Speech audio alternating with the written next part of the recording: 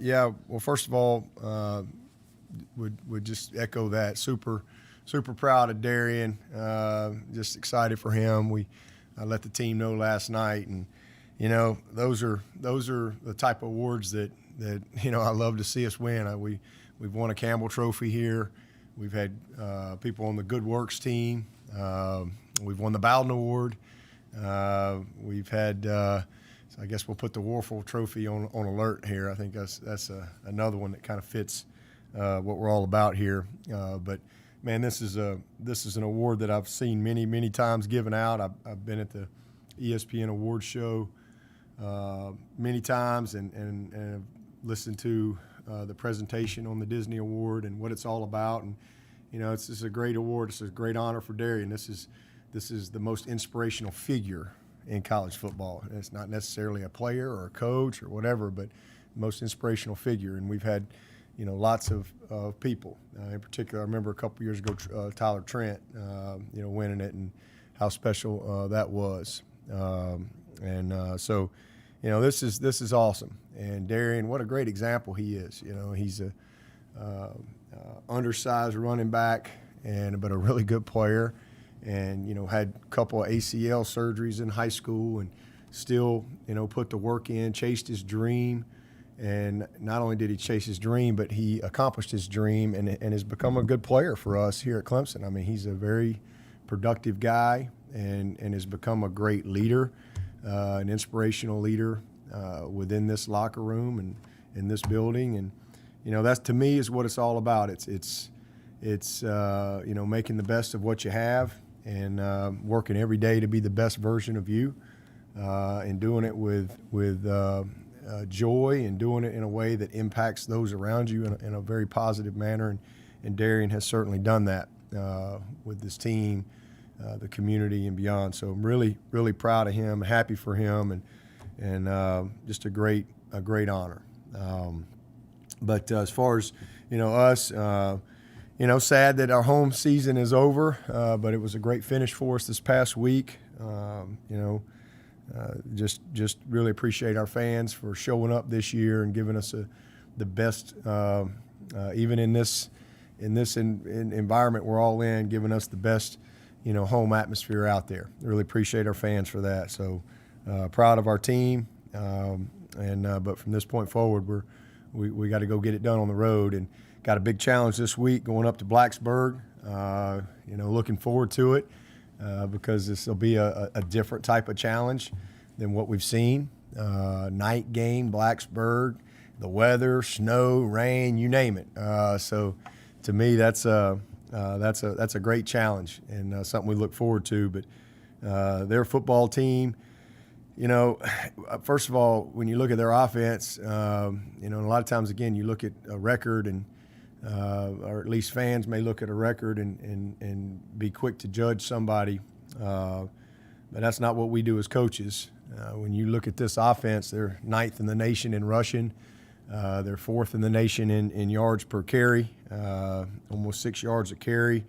And the quarterback is 2nd in the country in all-purpose yards. So this is a real challenge for our defense this week as far as schematically what they do. I mean, they're really well coached.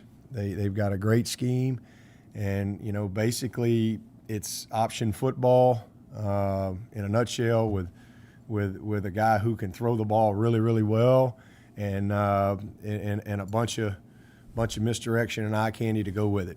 Screen game, boots, wheels, all the play action, every run they have, they got to pass off of it, all the tricks, throwbacks, you name it. They got it, but it starts with running the football. Very veteran offensive line. This is probably one of the more physical groups that we've seen. They play well up front. They got some guys outside that have made some big plays for them. But it all starts with this quarterback. I mean, he's a really dangerous football player for sure. Like I said, he's second in the country in all purpose. So very good player. Got a big challenge there. Especially with the style of play. And then defensively, the Virginia Tech has had a long history of defensive football, and they're a 4-3 front, they've been kind of up and down a little bit with some of their personnel, but they've had an open date, so I'm sure they'll be getting some guys back and be as healthy as they've been in a long time. But same thing, they play physical. They get after you up front. They're about a 50% blitz team and bring a lot of pressure. So we've got to do a great job in matching up on that side. So looking forward to it though, and hopefully continuing to improve our team. I thought we did some good things last week that we can build on, but still plenty of mistakes that we can learn from. And also excited about some of our guys getting back. We came through the game really well, and still moving in a good direction as far as the health of our team. But with that, I'll take your questions.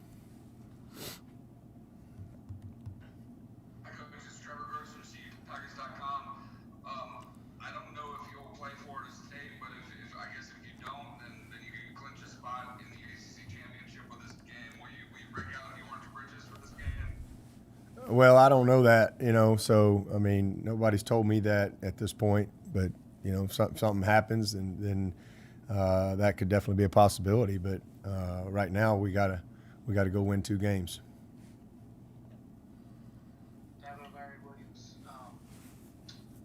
Y'all are obviously really pleased with what you saw from the offensive line against Pitt. I'm wondering how much just mere freshness contributed to that. They played after 6 straight weeks of football and then having that time off. How big of a deal has that been? I definitely think it's a big deal. We just kind of nature of where we are this year, personnel-wise, our OL has had to play a bunch of snaps, and we've played a lot of physical football. A bunch of physical teams in a row, going back to Virginia, to Miami, to BC, to Notre Dame. A bunch of physical football. Syracuse, physical football team, and it's a tough game and an incredibly tough position, especially when you don't have a very good rotation. But we've gotten a little better. We've been able to develop a little depth. We got some guys that I think are, even though they haven't played as much, I think they're in a much better place now to be able to go in there and help us if we need them. But there's just, we're just different than we were last year, where we had a lot of these guys, Bach and Cade and Putnam rolling in there, McFadden, all those guys were rolling in there along with a bunch of veteran seniors in Pollard and Jermaine Ankrum and Cervinka and John Simpson. We were a really, really deep group last year. And so it's definitely part of it. So there's no question for everyone. The open date for us was huge. And, just guys getting fresh, and I think we're in a good place right now, and hopefully we can really finish the way we want to finish. Dennis from CBS Sports. You may have been asked this, but what did you see from Trevor over those 5 weeks? Just it seemed to get out there and being able to get out there last Saturday. Yeah, he just same Trevor. He was out, 10 days, I guess, and those 10 days he wasn't here physically, but he was here every single day. He was in our Friday night meetings. He was in our position meetings. He missed the one game, but he traveled with us to Notre Dame, and it was just a part of everything, no different. And then, he was just a day or so off from being able to play at Notre Dame because of the cardiac protocol that you have to go through. And, you can't speed that up. You got to go through that the right way. And so, he's great. And then he was right back at practice after the Notre Dame game that Monday and just repping every snap, and unfortunate. We had a good open date week, a week of preparation, and then great week of preparation getting ready for Florida State. And so, really nothing different, and then just went back to work. And so he just the thing about Trevor, and you hear it all the time, he literally his practice reps are game reps. That's just how he goes about his business. That's why he's so consistent in the game environment. The game is slow to him. Fortunately, we have a defense that can create that game mindset, because it's a challenge every single day on our practice field for both sides of the ball. But it all comes back to just his approach, his demeanor, so it was great. He had great practices, great preparation, and even though we didn't have game tape for a few weeks there, we had a lot of practice tape and a lot of competitive plays, 2-minute drills, team pass, one-on-ones, you name it. So he just getting back into game action and picked up where he left off. And real quick, what's it been like for you as a head coach just to, I asked Brian Kelly this yesterday, just to wait for the results of those tests every week or every day, not knowing what's going to show up because really you don't. No. Yeah. I don't worry about it anymore. I mean, early in the season, especially the first couple weeks, I mean, it was like you were a little freaked out about it. I mean, I remember our first trip to Wake Forest, and I'm like, okay. And again, that's why we expanded the rosters to 80 from 72 so that we would have more players available on Friday if you had positives, especially if you were the road team. And I remember, our first game, that first week, you just, and now you get the test back quicker and all that stuff. But here comes that text, and you're like, okay. And, so it just became a kind of a part of our deal as we went through the season. And now I don't even really, it doesn't even faze me. And our guys have done such a good job. I mean, the last positive we had as a player was that Friday in Tallahassee. We've not had a single player positive since. And so, we don't have a lot of issues. Our guys have done a great job, in being committed and sacrificing and being disciplined. And our administration, our medical, everybody's been amazing as far as how we've mitigated things, and it's shown that the protocols have worked. But it just is what it is. You don't even work. It's just like the injury report. Okay.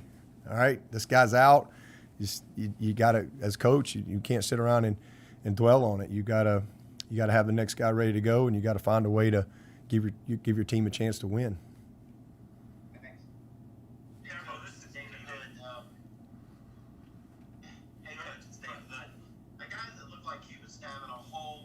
Saturday was Miguel Chase. It looked like maybe he had an expanded role.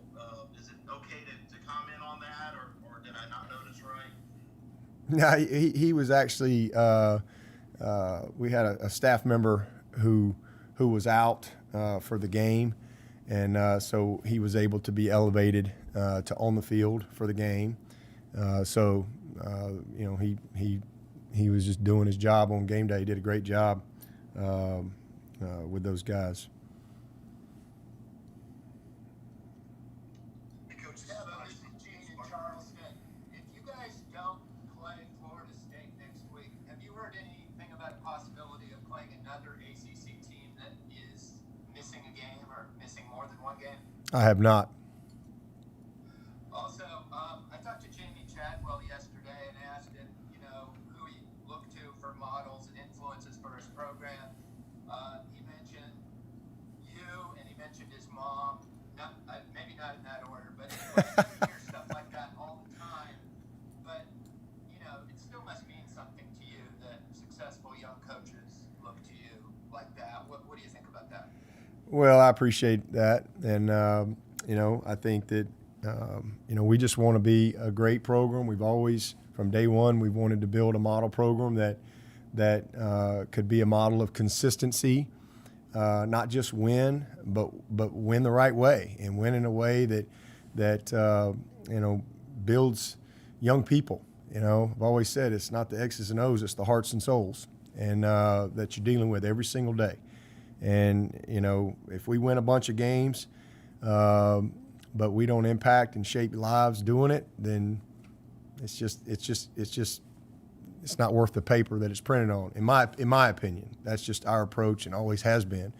And but that's what we set out to do, was to build a program that other teams would want to be like, because I know what we do here is right. I know what we do here is the way it should be for young people. And I hope that lots of other programs want to do things the way Clemson does things. We're certainly not perfect, and there's no perfect people. There's no perfect places. But we got a lot of good people with a lot of great intentions. And I think that's what it's all about. And so that's a great compliment. He's a great young coach and got a bright future. I've known him for a while and followed him, and he's done an amazing job down there at Coastal. And again, just really proud of his success. But I love taking opportunity and time to share with other coaches and try to help other coaches. But because I think that's important. It's not like I want to be able to I tell our players all the time, hey, take what we have here and take it with you. And again, it's unique. What we have here is special. It's unique. It's uncommon. And you look at the last decade, and we're the second winningest team in the country. And 9 out of the last 10 years, we're top 10 academically with Duke and Northwestern. That's very unique. And we've done it our way. We've done it the Clemson way, and we've stayed the course. And now we have a program that is rooted in culture and rooted in doing the right things, and just always looking to get better. Always striving for excellence in all we do.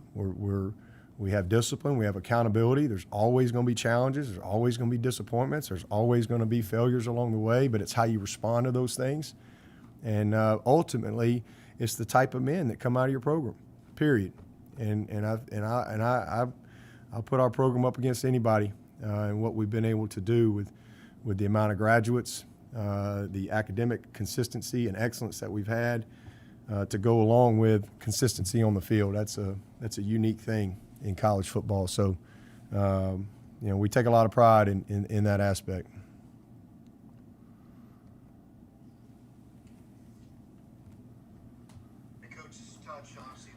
Back to Rancher for a minute. What do you see for him beyond his playing days? Is he a coach? Is he a politician? What is he? He's whatever he wants to be. I mean, there's Darian Rancher can do whatever he wants to do. Whatever he sets his mind to do, he'll be successful. No doubt about it, because he's equipped. He knows how to work hard, knows how to persevere. He's got all the tools that you need to be successful in life. He's smart. He's an excellent problem solver. He's good with people. So whatever he wants to do, he'll be successful. Chris, you've been in coaching a long time. How unique is it to see a guy like Rencher, who's not one of your superstars, be such an important leader on your team? Yeah, well, again, that goes back to the culture of our program, and it's been that way for a long time around here. They're all the same to me. They really are. Whether you're a walk-on or the star player, you still got to be accountable. You got to have discipline. You got to be committed. You got to work your tail off to be the best version of you. That's all I want from every kid that comes through here, is for them to become the best version of themselves, and to be committed, and to be a great teammate. And we've had a lot of guys that have been walk-on players or whatever, maybe not the starter or whatever, but they're great leaders. You don't have to be we've had some starters that are terrible leaders. It doesn't, that doesn't always equate. It's great when your best player is also your best leader, and those things, that's great. That's not always the case. Leadership can come from everyone. It can be a freshman. I remember Christian Wilkins. He was a leader the day he got here. I mean, literally.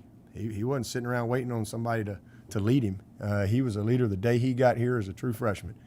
And we've had walk-ons that way. We've had fifth-year seniors that didn't play at all, that had unbelievable respect from their teammates. That's the opportunity to lead on a football team comes through your actions, comes through your work ethic, and that's not always seen by people on game day. Sometimes it is, sometimes it's not. Dabo, this is Grace with The Athletic. I know you guys don't get super caught up in individual honors, but where do you think Trevor is with the Heisman right now, and what would it mean to Clemson for him to win the program's first ever if he could pull it out? Well, I mean, if our goal was for him to win the Heisman, he'd be leading the Heisman right now. There's no doubt about that.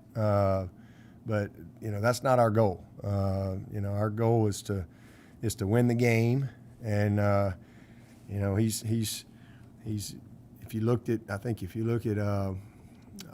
it was Tim Beret put it out or something. It was a stat he put out. He's only played in like 20 of his 37 fourth quarters that he's been in. So almost half his games he hasn't played in the fourth quarter. He's been on a dominant football team. We've won more games the last 5 years than anybody in the history of college football. He's been a dominant player. And unfortunately, the Heisman is a lot about stats, and Trevor's stats are through the roof. I mean, they're crazy stats, but he and they could be. If that was our number one goal was to win a Heisman, we'd already have one, but it's not the goal. This is not a program built on individual things or built on team. We want to win. The trophy we want to win is the team trophy. And so if it happens, it happens. I mean, the best player in the country is Trevor Lawrence. I mean, I don't really care what anybody says, and there's a lot of great players out there, but the best player in the country is Trevor Lawrence. So it's just the way it is. And he doesn't need to win the Heisman for that to be the case. I mean, most logical people out there know that, but it's all about stats and all this type of stuff. This guy is play in, play out. If you really watch him, I mean, it's unbelievable, and that's why he'll be the first pick in the draft, and it won't be close. It won't be close.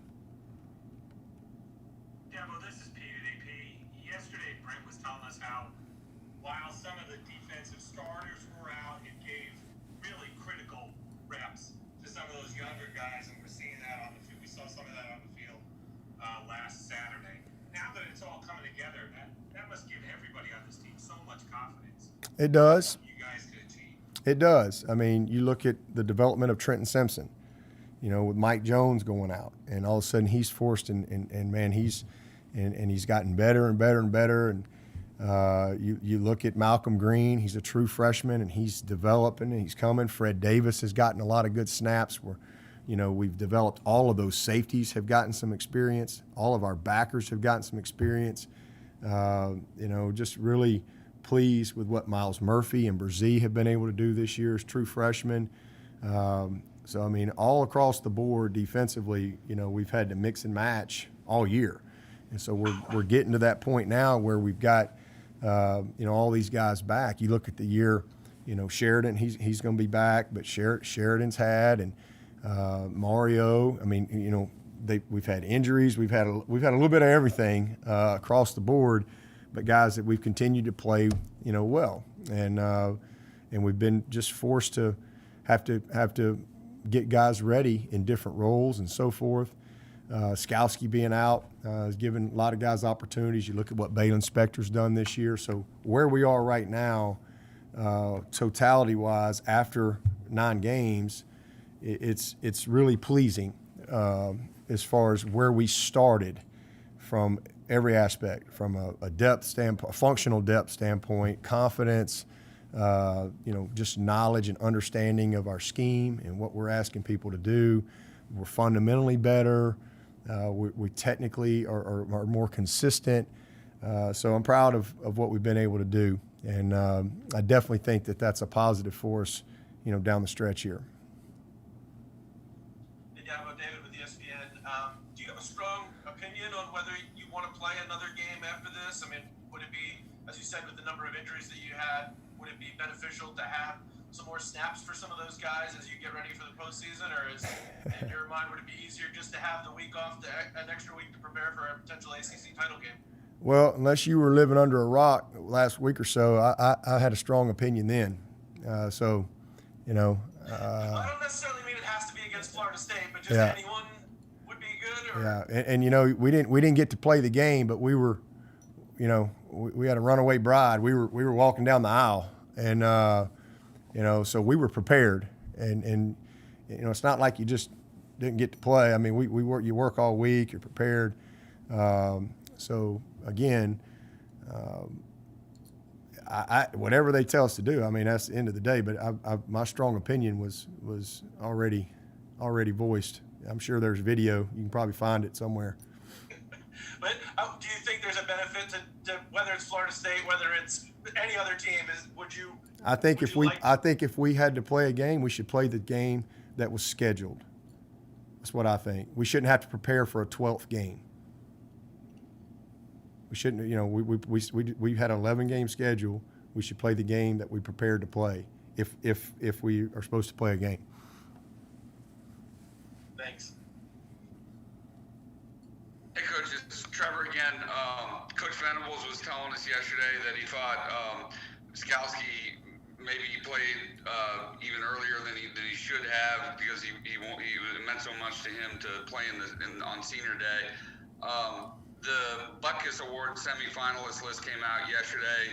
He was not on it. A couple Pac-12 guys were on it despite playing 3 games. But is Skowski just one of those guys that's much more valuable than his stat line?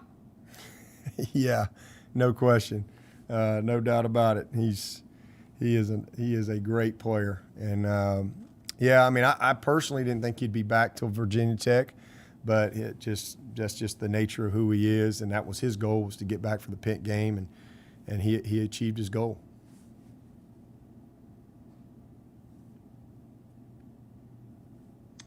Dabo, it's Matt. Do you know right now how likely it is that y'all play a 12th game? I have no idea. How weird is this season where I guess you don't know if this is your last game or not, and you don't really know the future? Just how weird has it been having it's just the norm. It's just Tuesday in 2020. That's just the way it is. So I'm just trying to win the day and have a great Tuesday practice. I mean, yeah, that's it. Better be light on your feet in 2020. Dabo, Larry Williams, I guess piggybacking off of Matt's weirdness question, how weird is it to not know until you did when you were playing this week? And I guess the job of the folks, I guess Mike Dooley and DJ having to plan for all that stuff. Do you have any insight into that? So that what are you asking again? Just the unknown, having to wait so long to hear about when you're playing this week.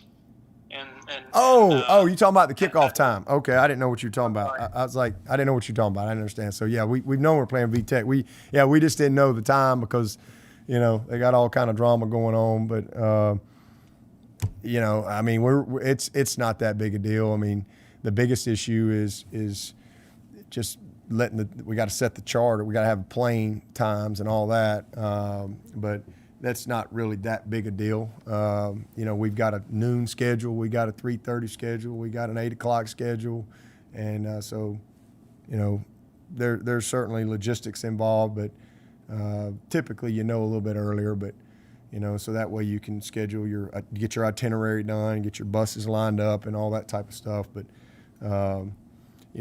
wouldn't affect too much our Friday, but definitely would affect the Saturday routine for sure. Hey, Dabo, you have had a lot of great players come through your program over the years, but when it comes to Trevor and Travis and the fact that you've gotten to have them together for 3 years, I mean, certainly with all the opt-outs this year, it would have been not unreasonable for Trevor to go that route. He was completely the opposite, pushing to be able to play. I think almost all of us expected Travis to leave after last year, and he wanted to come back and play again. What is the extra year of time that you've gotten with them, and maybe the 3 years that you've had with them together on the same field? What's it been like to coach that? What's the impact that it's had on your program, the culture of the team, all of that? I mean, they've got a lasting legacy. I mean, I love coaching all these guys, and again, my goal is for them to be leaders, to be great teammates, to be the best version of themselves. And obviously you have a guy like Trevor Lawrence, well, the best version of himself. You got a lot to work with. But man, I love all these guys, even the guy that maybe doesn't have as much ability, but man, how good can we be? And you got to be willing to put the work in. And so when you have a guy like Trevor was pretty amazing when he showed up here, and just his development. I mean, it's incredible, and him having another year to play, it's just so prepared him for the next step. And then Travis, same thing, man. Travis it's night and day, the player he is. I mean, it's amazing what you can do in a year. We all know that, and that's in life, but especially in football. Football is a developmental game, and that's why I always laugh when people think kids can just go from high school to the NFL. I mean, it's just such a lack of understanding and a total disrespect for what it takes to play at that level, and for these grown men that are playing at the highest level. It's just because football, it's just such a game of knowledge. The physical aspect, the development, and you can have some guys that physically look like they could go step into an NFL locker room. Very few, but you could have a few in high school. But the knowledge, the technique, the fundamentals, it's incredible, the amount of development that has to take place to give you a chance. And I don't care how talented you are. And so it's been awesome. You know, Trevor's just so developed, so much further along. The coaching that he's gotten, the challenge that he's had, the preparation, what he's seen, what the experience. He's so prepared now. And then Travis, the same thing. You know, here's a kid that came in here as a kid that could just flat out run the ball. And that's just what he did. Give him the ball and he ran. And he was in an option attack. And now, you know, he is a complete player at his position. And that's come through putting the work in, through commitment, working hard on his weaknesses, you know, being coachable. And now, as I've said many times, he's a Swiss Army knife. I mean, he can do anything. There's nothing he can't do at his position. He is a complete player and so equipped. And him coming back this year and the way we've had to use him has changed everything for him as far as his confidence and what he's going to bring to a team at the next level. It's pretty awesome. I mean, he just broke C.J. Spiller's single-season receiving record. I mean, if you'd told me that Travis Etienne, the one that I saw as a freshman, was going to break Spiller's receiving record, I would have never believed that. And so, you know, it's amazing. And that's what I love about football. Again, it's a developmental sport. And if you put the work in, you're committed, you're going to get better. And he is just, this extra year has really, really helped him maturity-wise, knowledge-wise, skill-wise, you name it, all across the board. And they love playing. They love Clemson. They love their teammates. You know, that's why they came back. That's why they're here. That's why they wanted to play football. They like playing the game. Hey, Dabo, it's Phil Kornblut. Have you had any seniors tell you already that they want to take advantage of the opportunity to come back for another year? And if you have any of those, is it open arms? You just welcome them all back if they want to come back? Absolutely. I'll take them all back. I told Travis I'll save number 9 for him just in case. Yeah, I've had a few that have told me that's kind of where they're leaning. But you know, not going to get into all that now. But, yeah, I'd take them all back if they it's a, you know, it's a free year.